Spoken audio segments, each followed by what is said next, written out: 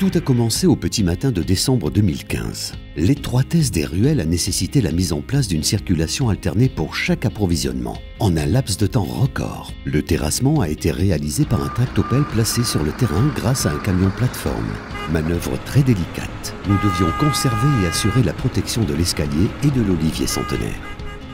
Une fois le terrain nettoyé, nous avons tracé les fondations et commencé à creuser sur la limite mitoyenne nord, à cheval entre la parcelle voisine et la nôtre.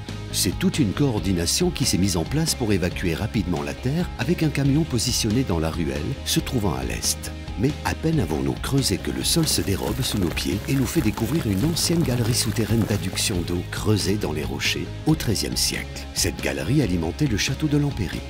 Notre ingénieur a imaginé un système astucieux pour enjamber la galerie souterraine. Nous avons donc approfondi les fondations pour couler du gros béton sur 1,50 m, fait une semelle de fondation avec un ferraillage renforcé sur lequel nous sommes venus installer une poutre en béton précontraint qui va reprendre la charge du porte-à-faux dans le prolongement du plancher traditionnel. On a ensuite coulé une dalle coffrée en béton au-dessus de la canalisation. Celle-ci sera chaînée par une poutre périphérique renversée. Ce système a pour but de transmettre la descente de charge sur la fondation décalée. La maison sera donc construite en porte-à-faux tel un balcon au-dessus de la galerie souterraine. Pour couler les fondations, nous avons de nouveau été contraints de gérer la circulation afin d'accéder au terrain. Nous avons utilisé un petit camion toupie et un camion pompe pour injecter le béton dans les fondations. La piscine attenante à la Villa Nostra a été réalisée en même temps que le gros œuvre de la maison. La deuxième phase de cette opération a été de mettre en place les moyens nécessaires pour approvisionner le chantier et faciliter la manutention. Nous avons mis en station et pendant toute la durée du chantier, un manuscopique à tête rotative pour transporter les matériaux livrés dans la ruelle située 2,50 m plus bas, ce qui n'est pas classique dans la construction d'une maison individuelle. On a ainsi commencé l'élévation du gros œuvre de la maison, coltiner l'ensemble de l'outillage et des matériaux, comme les planchers, les ourdis, les briques, l'isolation et le placo.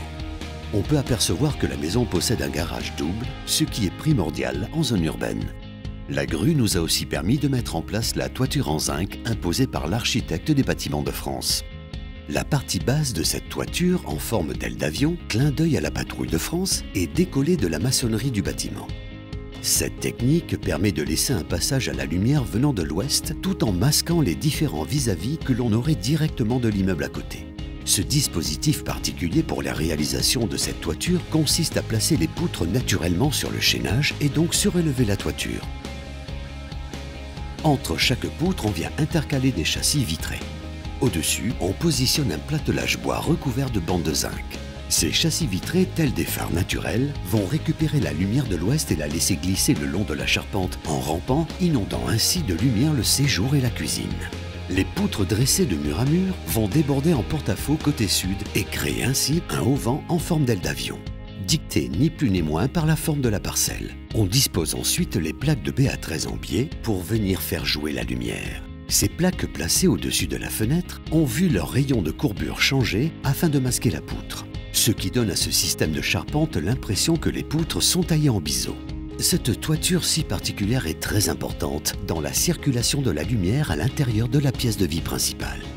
La lumière vient découper l'espace de manière différente à chaque heure du jour et la nuit. Elle suit le cycle de vie de la famille du lever au coucher du soleil. L'architecte est venu à bout de ce challenge en proposant à la famille Guerrier plusieurs principes architecturaux, tout en respectant leurs souhaits. Avoir une vue sur la ville et une lumière naturelle à partir des espaces de circulation. Par opposition, être opaque, donc pas de vis-à-vis dans les parties de vie privatives. Séjour, chambre, salle de bain. Donner une notion d'espace sur un terrain exigu, pas de cloison. Aller en ville à pied par l'escalier existant. Utiliser les matériaux dans leur authenticité. Garantir l'autonomie de chaque membre de la famille. Amener la campagne à la ville. Ce qui donne un sens à la maison, c'est la lumière qui vient sculpter et définir chaque espace. Nous avons fait en sorte de garder une vue sur la ville de Salon de Provence et le centre historique. En ce qui concerne l'atmosphère de cette maison, nous avons aéré au maximum ces espaces, notamment avec la cage d'escalier ajourée dans le hall. Sur ce terrain qui semble étriqué, nous avons réussi à réaliser une maison de 200 mètres carrés, nous donnant la notion des larges espaces allégés et clairs. Le client ici a multiplié les paradoxes. Avoir une piscine en centre urbain tout en voulant se baigner sans être vu. Avoir de la lumière dans une maison cerclée de vis-à-vis. Pouvoir stationner ses véhicules sur un petit terrain pour aller au centre-ville à pied. Cette mission impossible, nous l'avons acceptée et nous avons relevé le challenge. Challenge quotidien en milieu urbain, comme un salon de Provence, Aix-en-Provence ou même Marseille. Nouveau marché pour la maison individuelle dans la ville.